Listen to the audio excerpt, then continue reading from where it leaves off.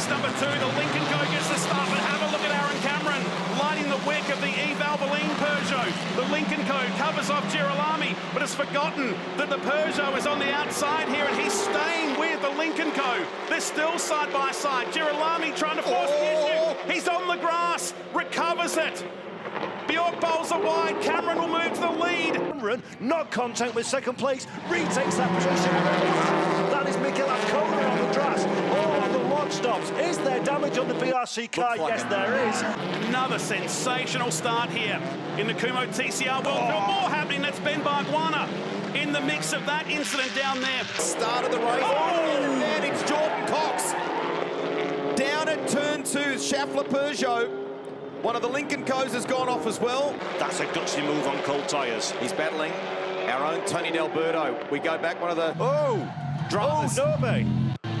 And didn't need the wet weather for that today. That car understeered massively into turn 2. We've been talking about the progress made by his teammate Josh Buchan. He's up the inside now on Sweeney, but he'll be on the outside as they go into the right hand. Wild stuff for HMO Customer Racing. Knows exactly that. Greg Russ, Paul Jeffrey, Matt Nolte with you in commentary for this. This is for real. Brown through as they go out of 8. So we knew in a penalty point he would have it. He's now properly in the race lead. Huff versus Brown. Out, he's locked out the front row. Did Will Brown jump the start briefly? The Coxie entries absolutely swamped him off the line because there was a reset there for Will Brown. Vervish and Huff, they're away strongly here. Through one. Between Cameron across the top of the Audi, and he's gone. He's gone right. He straightens it up, but I'm sure there's going to be damage to that Peugeot. It continues on here at turn number 2. So here it is from Aaron Cameron's car, the Eve Valvoline Peugeot. He makes a storming start up until turn number 1. Barguana to the lane, to your point. The 71 is in the lane. The Burson entry has returned, so what a tough weekend. Cameron. Look to the inside into turn 1. It's okay, we're only going flat chat in a front-wheel drive touring car. We'll have a look and see if we can find a way past a guy that's won a world championship. I'm hearing that... No. And Jan Ellershay. That's less than ideal for Cyan Racing Lincoln Co. And Vervish looks it to be your top 3 over the line. Look at this here. Game on all the way to the line. And Kona under pressure. This is going to be intense on the final lap. Mikel Kona hanging on with everything he's got. Jan Ellershay using all of the racetrack, all of the surrounding scenery as well. So fortunate that Martin Quars covering his rear. And a race winner is Rob Huff, who takes victory in the final race of the weekend here at Sydney Motorsport Park. The Audi Sport Come2U team are ecstatic with that one. This is a good sight, though, down the famous Brabham Straight. And we are set for 16 laps in the National Trans Am Series. And 16 laps of pure mayhem. Hold on, folks. These guys do not hold back. But Moffat, he wants to argue the point. They come together. This will end in catastrophe. They managed to get it back on. And they try to force it open. That could have seen 2 cars off the track. Nothing asked for, nothing given on the first lap. Extraordinary start from Ben Grice.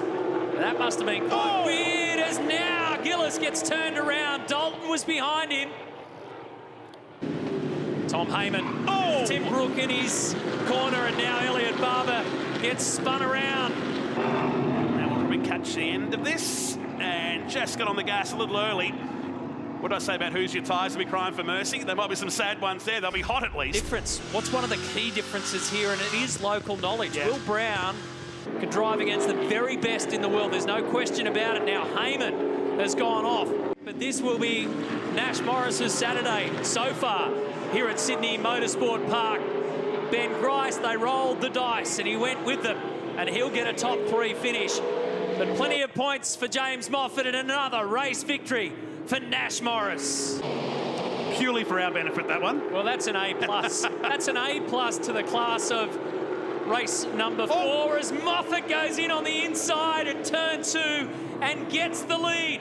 And Morris now under attack, and he's going to have to fight off Cody Gillis. And he had to do that with 2 in the dirt. Say, okay, you've got one more chance tonight to make amends. Replay of Moffat getting the job done at the top of turn 2. Gillis almost got that done as well. But this, through 3, Gillis just gave him enough. Just gave him enough, and I mean just, through 3.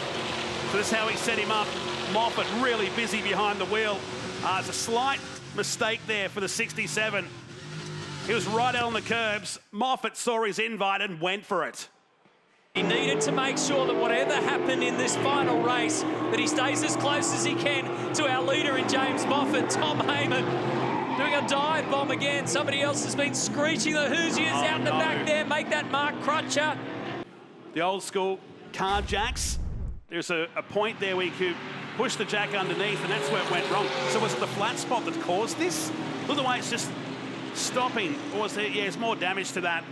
Side, and they're going to go 3 wide on the exit of the corner. So the leaders run wide. Tracy runs very wide on the exit. It opens the door. 3 wide Hyundai excels into the right-hand corner. And I wonder if a little bit of precipitation has just changed the grip levels a bit.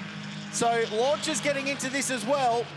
How about this battle for the lead? They're almost 4 abreast going into the final corner. Competed in karts internationally, and now he has a look up the inside. Can it be a 2-for-1 deal here? Speaking of Macca's contact there too from Waghorn. Up the inside, Tracy having a late dive, deep on the brakes and gets it done. So that's a change for second position. Look at the attitude of the car. And in the rear, almost though, it's Waghorn fighting back and up the inside as we go into 2 side by side. Will there be contact? No, they've kept it clean. And it looks like it'll be Waghorn who gets that move done on Tracy. So they've got 5 rounds in the back half of the year. Hunt with a very good run out of turn 6. He'll sweep down the inside at 7 on Melinda Price, the teammate. And that's going to allow Duncombe to go around the outside as well. So unfortunately, Melinda has dropped 2 spots there in the field, and here goes Cooper Cutts. This for 3rd. A place on the podium in race 3 of Workhorse Radical Cup. Patton gives him just enough room, and Cooper Cutts slices down the inside at turn 1. Which in these cars is taken absolutely flat at 235 kilometres an hour. Patton really deep, a long way under brakes up at turn 2. Can he fight to get this spot back, or will Cooper Cutts finally wrestle it away? It's taken about 1.5 Ks, but the young West Aussie scrapes himself in front. Good pass.